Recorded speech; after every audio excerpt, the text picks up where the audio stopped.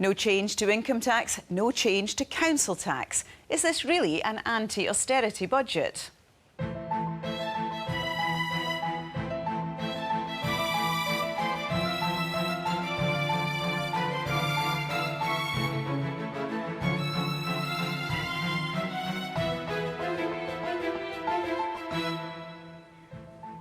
Hello and welcome to Scotland 2015. No tax rises may be popular with voters, but I'll be asking the Finance Secretary whether his budget proposals are really progressive. We'll look at the winners and losers and hear what the other parties might have done differently.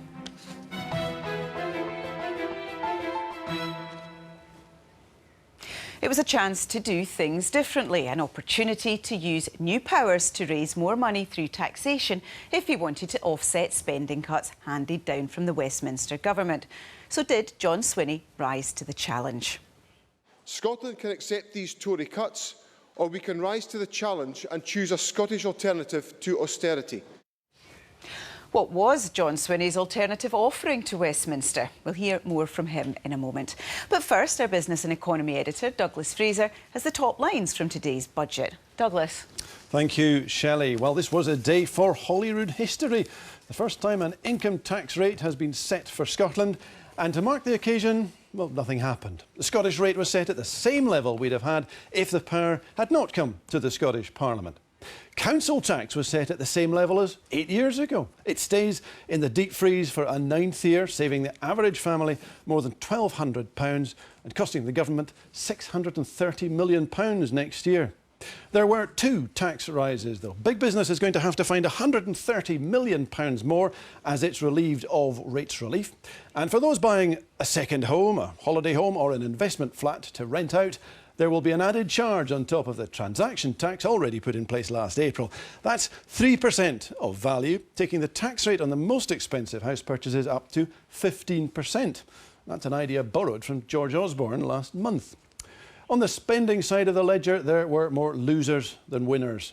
We knew that the health budget would be protected in real terms, up nearly £700 million to almost £13 billion, though it still faces big challenges. To provide our ageing population with hip replacements and the like, well, 6 new non-emergency hospitals are to be built over 5 years, relieving pressure on acute and emergency services. And a lot of money is being switched to councils for social care to try to get services better joined up.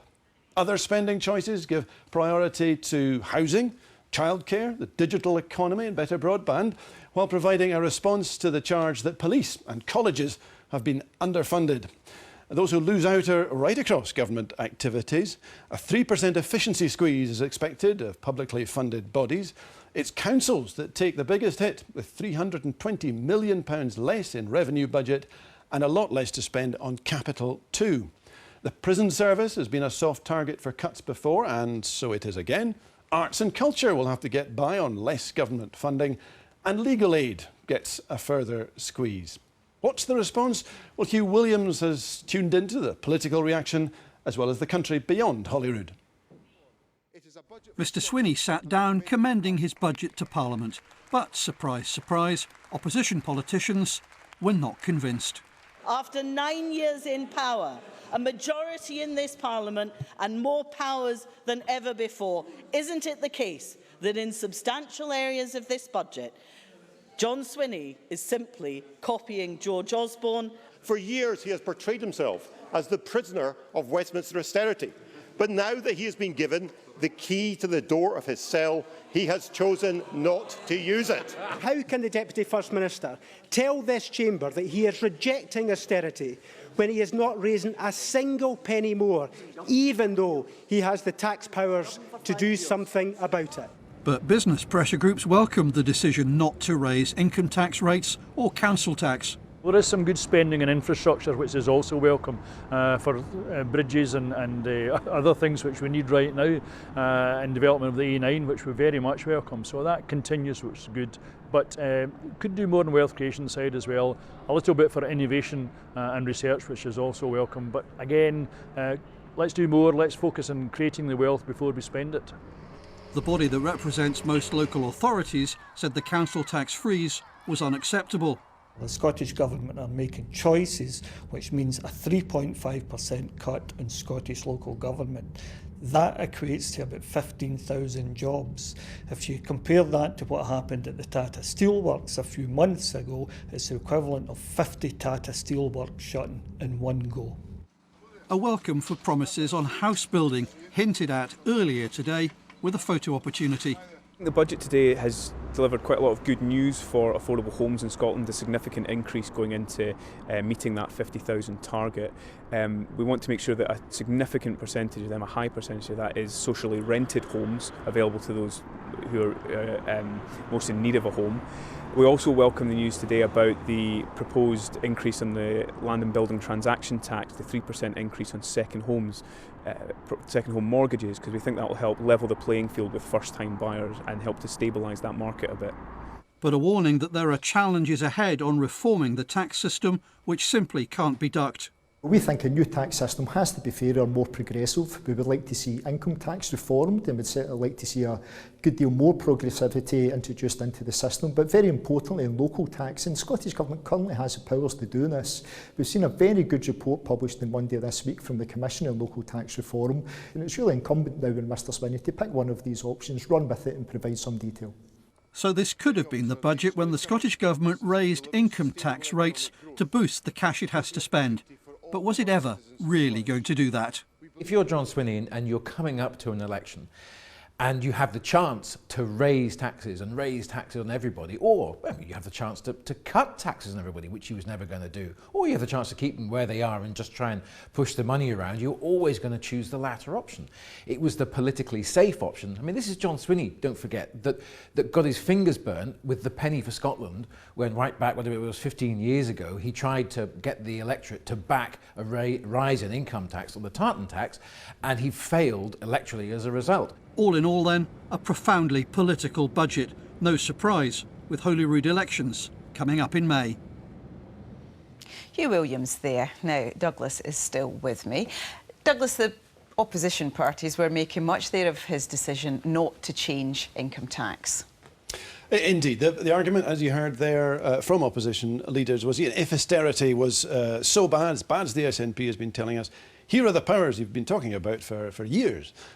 Why not use them if this is such serious austerity now? Now, to explain, there are two stages of this new devolved power. The first one, enacted 3 years ago, comes into effect in April of next year. It means people who are designated Scottish taxpayers have a new code with an S at the start of it. Now, the Treasury is taking 10 pence off each of the bands of tax, income tax, that's paid at the moment, and it's up to MSPs to decide if they want to simply put that 10 pence back in place, which is what John Swinney wants to do for next year, or they could raise or lower that and deal with the consequences that there are for the budget. And as a consequence of that, the block grant is being cut, which is a very complex calculation as to how much it gets cut and then what happens in subsequent years. But then there's more legislation, which is before the House of Lords at the moment, still controversial stuff. This is about giving the possibility to vary the rates between different tax bands and different thresholds than we've had. The catch, you see, with the powers we get next April is that you have to raise everything by the same level or lower everything by the same level. The thresholds can't change. So that flexibility will be built in, and that allows redistribution. John Swinney's talking about how he wants to use the tax powers to protect poorer people, the consequence being that he'd hit higher earners rather harder. Now, this all depends on getting to an agreement on the fiscal framework. Very complex, very difficult negotiations about how much the block grant gets cut, and not just in year one, which is relatively easy, but what then happens in years 2 and 3 and 4, depending on how policies change on each side of the border. They hope to get to an agreement on that in February. So was this simply a budget with one eye on the election, or is there a big idea underpinning it all? Well, clearly the election is very much in John Swinney's mind, as indeed it is with his political opponents. It's less than 5 months away till we get to the next Holyrood election. And when he was talking about the police and the colleges, even more so about housing and childcare, these are clearly going to be quite significant priorities in that campaign from the SNP point of view. But there is, I think, in this, although it was in many ways quite a cautious budget, it wasn't doing anything that was going to frighten voters, there is a big idea. It's one we've heard before, but there hasn't been much progress on it. It's about public service reform. And this goes back before the SNP government. Labour and Lib Dem were talking about it too. They want to see, for instance, much more digital access to public services so they can be provided more efficiently. That means job losses, of course, for those currently providing.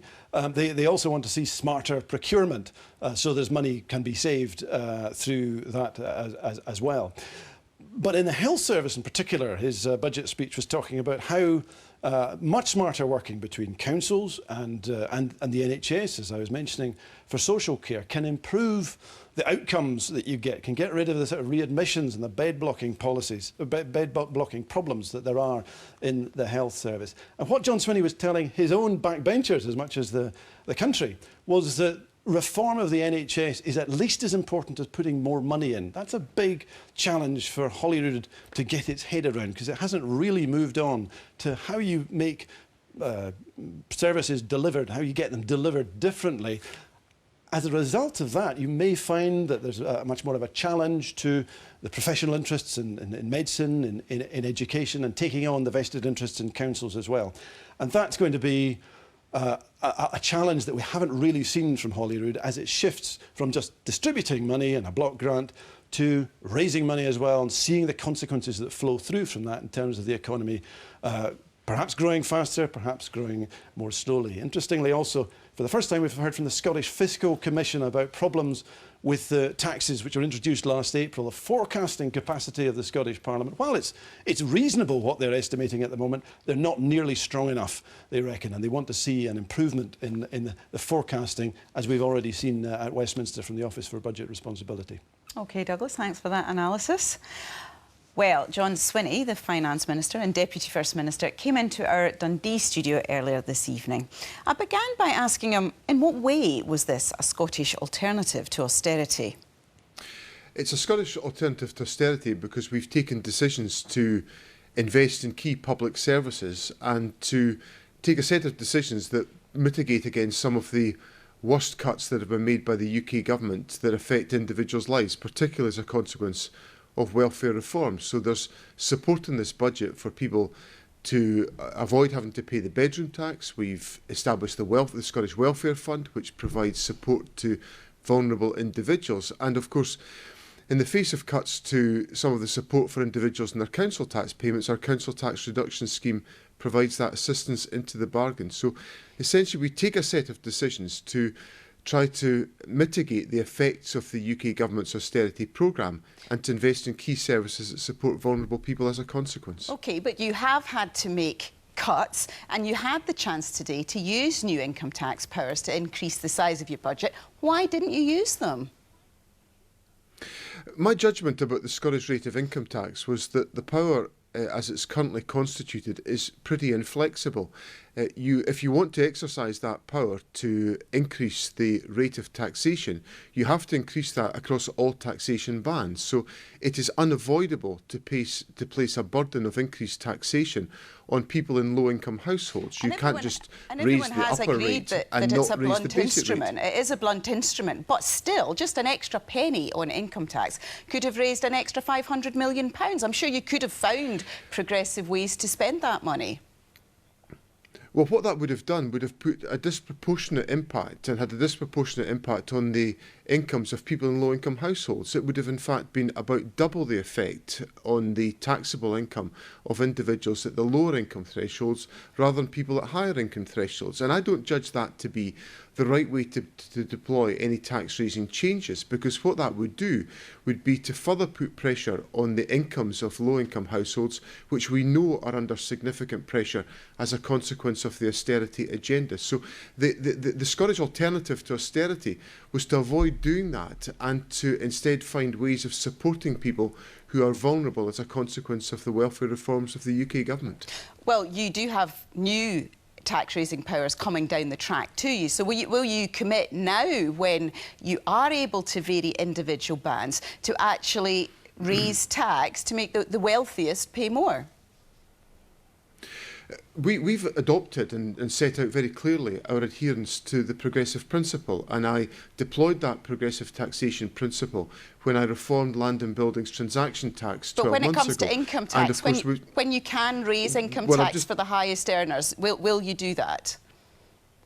Well, I'm just coming on to that point. And what I said to Parliament today is that we would return to Parliament before the election in May and set out our longer-term thinking on income tax once we have agreement around the financial rules that will underpin the new Scotland Bill. And it's important that we have that financial agreement because it could significantly vary the amount of resources we could have at our disposal. So I need to have that information to enable me to inform the public about our longer-term intentions on income tax. Of course, but I will do that. Simply as a I'll come back to Parliament in advance of the election to make sure that people understand exactly where the SNP stands on that important question of taxation. So simply as a point of principle, though, you could say whether you were committed for those with the broadest shoulders paying more in future when you can do that. Well, what I'm committed to is the progressive taxation principle, which means that people should pay in proportion to their ability to pay. And that was why I took a decision today not to increase the Scottish rate of income tax, but to set it at 10 pence in the pound, because I couldn't apply a progressive principle to that tax. Okay. So clearly what follows from that is that I'm interested in exploring what opportunities there are to deploy progressive taxation when it comes to the exercise of the wider tax powers, but that'll have to wait for the agreement of the financial rules that underpin the Scotland Bill. OK, and what about the council tax freeze? Is this the final year? Because COSLA, the STUC, are saying this is going to cause considerable pain.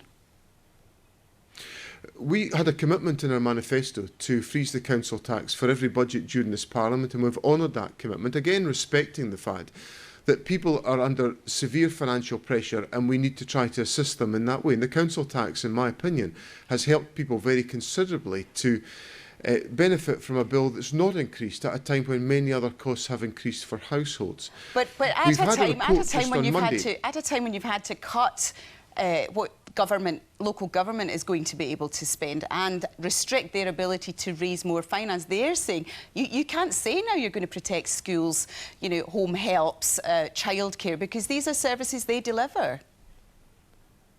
Well, these services, of course, will be supported by some of the other decisions that I took today, such as the £250 million worth of new investment that we intend to make in adult health and social care services, which are now being integrated between the health service and local government in all areas of the country. Now, that's an injection of new resources, which is central to making that reform for integrated services work best for individuals in Scotland.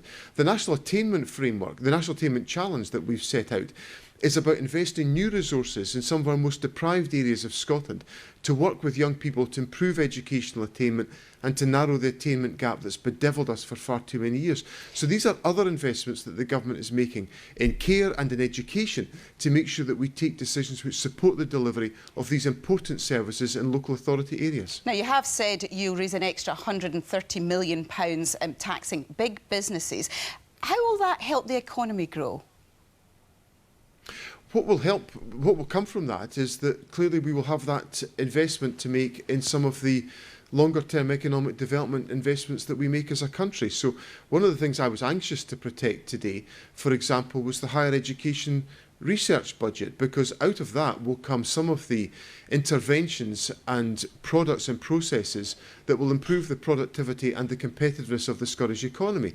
Now, given the budget pressures I was under, I had to raise some new revenue. I raised it from the large business supplement and other changes to business rates to give me the ability to support longer-term investment in the economy that will make the Scottish economy more productive, create higher value employment, and as a consequence strengthen our tax base as a consequence. So will it send the right message? Do you think it will send the right message to foreign companies, though, who are considering inward investment here?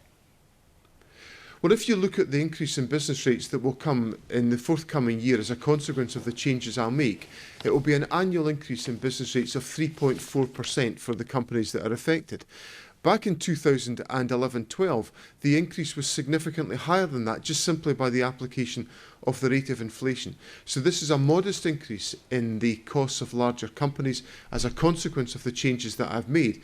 And what companies will see is this is important investment that will fuel and support the long-term investment potential of the Scottish economy, which will give us the ability to improve productivity and create higher value employment within Scotland, which is excellent news for our tax base and our economic prosperity. OK, there we must leave it. John Swinney, thanks very much. And we can go now to 3 opposition MSPs. In Edinburgh, for Scottish Labour, is Jackie Baillie. And for the Lib Dems, Willie Rennie. And in Dundee is the Scottish Conservative Murdo Fraser. Welcome to you all this evening. Jackie Baillie, would a Labour government have put up income tax today? I think what we saw today was indeed a budget simply for an election and not for the long term. And, you know, the interesting thing is that we do have new powers coming over taxation, over welfare, that allowed us, if we were going to look long term, to perhaps think differently about taxation. But with the powers that are here just now, would a Labour government have put up income tax? We agree it's a blunt instrument just now, and you would affect those who are the basic rate taxpayers in some of the poorest communities, as well as those who are more affluent. But actually the issue that was missed here was the opportunity to set a budget over much longer than just 1 year. It was a 3-year comprehensive spending review. If you look at the experts, independent experts at IPPR, they were saying quite clearly that the budget cuts to come in 17-18, 18-19 are far more severe. John Swinney didn't want to talk about that today. He didn't want to talk about, you know, the hidden cuts that are still to come. And that is where the new powers would have proven to be, I think, particularly useful. Well, we've made no secret. We've said we would increase the top rate of tax to 50 pence for those earning over £150,000. Well, let's and move we would on put to that directly into education. Let's move on to that in a moment, Jackie Baillie. But first of all, just on this point of the income tax powers that could have been used today, Willie Rennie, you criticised John Swinney for not using them. Would the Lib Dems have raised income tax? That's something we're actively considering within the party. We wanted to see the autumn statement and also the budget today before we make our final conclusion. But one of the great benefits of the Liberal Democrats in the last administration in Westminster was we raised tax thresholds well above £10,000, and that means people on low and middle incomes benefited significantly from that tax threshold increase. So it would have been much easier to increase the tax that's available to Scotland without punishing people on low and middle incomes to the degree that John Swinney claims. So with the powers, that were available today, would the Lib Dems have supported, say, an extra penny on income tax, which the GMB union has pointed out would have raised an extra £500 million? Well, I've been quite open that this is something we're actively considering just now. We wanted to see the autumn statement and the budget. We will finish our conclusions in the run-up to the elections and we'll put in our manifesto exactly what we plan. But the situation of the public finances is really difficult just now, and John Swinney on the one hand cannot claim that this is an anti-austerity budget and then on the other hand do absolutely nothing about it, because it's not just income tax. You have to look at the council tax. In fact, council tax levels in Scotland are lower than they are in England. George Osborne is unbelievably far more generous. APD, air passenger duty, John Swinney wants to cut that by 50%. And then if you look at land and buildings transaction tax, he's matching George Osborne penny for penny. So in fact, he's more austere than George Osborne rather than being more generous. And that's why we need to look at things like the Scottish Water investment. We need to look at things like APD, as well as all the other taxes that John Swinney has got within his gift. Well, This is about balancing public spending, disciplined public spending, but also social justice, and that's what Liberal Democrats stand for. Well, Murdo Fraser, you've said you wouldn't have raised income tax. If you had been in government today, would you have cut income tax? I don't think we would have cut income tax in this budget, although it's worth remembering that in terms of the total available to John Swinney in this year, for all his talk about austerity and cuts from Westminster, John Swinney's actually got nearly £400 million more in cash terms for the coming year than he had in the current year. But as he pointed, a very small reduction. As he pointed out, by 2020 the Scottish budget will be 12.5% lower in real terms than when the Conservatives came to power. That's a political choice by the Chancellor. So do you agree that that basically he should have used it was a bit rich, really, for you to say that he should have used these tax powers when it was actually a Conservative government that was imposing the cuts in the first place. Well, the Conservative government in Westminster is trying to balance the books. I mean, all this talk about austerity is simply saying we should live within our means as a country. But it doesn't need to be done that fast, does it? We're taking in. Well, if the Scottish Government decide they don't want to do it that way, if the Scottish Government decide they want to have a larger budget, the important thing is they now have that choice. They had the choice. They had the tools handed to them with the Scotland Act, which gave John Swinney the opportunity, if he wanted, to increase the amount of tax coming in by levying the rate of income tax. And all this thing that he came out with today about how that wouldn't have been progressive is really absolute nonsense. And there are a whole range of commentators and economists lining up to tell him that is absolute nonsense. He could have done it. He knows, however, it's not politically popular. Therefore, he decided not to. I think that's the right decision. But I hope it means we'll hear no more bleating about austerity and Tory cuts from Westminster from John Swinney and his colleagues, given that they had the choice to do something different and took an active decision not to go down that road. Well, Jackie Baillie, what would you have done differently? I mean, should the council tax freeze have been lifted this year? Look, the council tax freeze is actually very marginal when you consider the overall level of funding for local government. You know, what John Swinney has done is cut local government by 7%. It's a staggering amount. And you cannot, on the one hand, say you want to protect schools and you want to protect social care if you are squeezing the very people responsible for delivering it. Although he points to £250 million shifted to social care. I have to say that's a consequential from the UK budget. We actually reckon that it should be shifting £340 million that would enable them to pay social care workers a living wage that would have driven up standards in social care. So even there, he's cut the amount short. You know, you cannot, on the one hand, claim to be anti-austerity, yet your every action is simply about managing austerity. There was a missed opportunity here. We could have looked at a 3-year budget, we could have looked at the new powers coming, we could have taken some indicative decisions about the direction of travel for taxes. You cannot claim to be progressive and anti-austerity and deliver a budget that aped so much of what George Osborne is doing down in the UK. Willie Rennie, with spending being squeezed as it is, do you think it's time to think about scrapping some of the more popular policies of this government, like free prescriptions?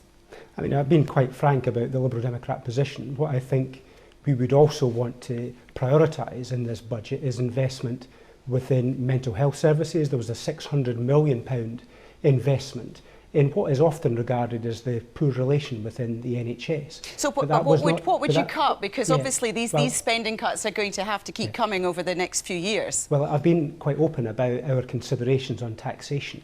And therefore, we would also therefore prioritise things like mental health services and also childcare, where despite the government's rhetoric, it's failed to get the number of children necessary into the nursery schools. So therefore, we think those are the two reasonably and costed proposals that we put forward into the budget process. We've got a track record of living within our means. We do not make brandish around big commitments like the SNP do. We have them costed, and I'm sure John Swinney would admit that the constructive way we approach the budget is the right one. That's why we want to invest in childcare and nursery education. OK, Murdo Fraser, Mr Swinney suggested that reform of public services and the NHS is going to be a priority over the coming years. Is that something you would support? And do you think it's necessary? We've certainly been very clear. Well, we certainly very clear that we want to see all the Barnett consequentials for NHS funding, which comes from the protected budget at Westminster under a Conservative government, being fed into the NHS. But we've also been very clear, for example, that we don't believe that it's right to take money out of the NHS to give free prescriptions to people like MSPs who can well afford to pay for them. And if money's tight in the NHS, that is an area where money could be found to pay, for example, for more nurses in hospitals. So you would scrap free prescriptions? Yes, we need a reform agenda. Yes, we've been absolutely clear about that from the very start. We would go back to the previous system where we had exemptions for those who couldn't afford to pay, for the retired, for young people, for those with long-term conditions. But for people like MSPs who are earning £60,000 a year, who can afford to pay for the odd prescription, it's a complete waste of precious resources to say we should get that for free. That's the sort of hard choice that needs to be made if we're going to get more money into the public services. OK, well, I'm afraid that's all we've got time for. Thanks, all three of you, for coming in this evening. And that's it for tonight. Thanks for watching. I'm back at the same time tomorrow night. Join me then, if you can. Bye-bye.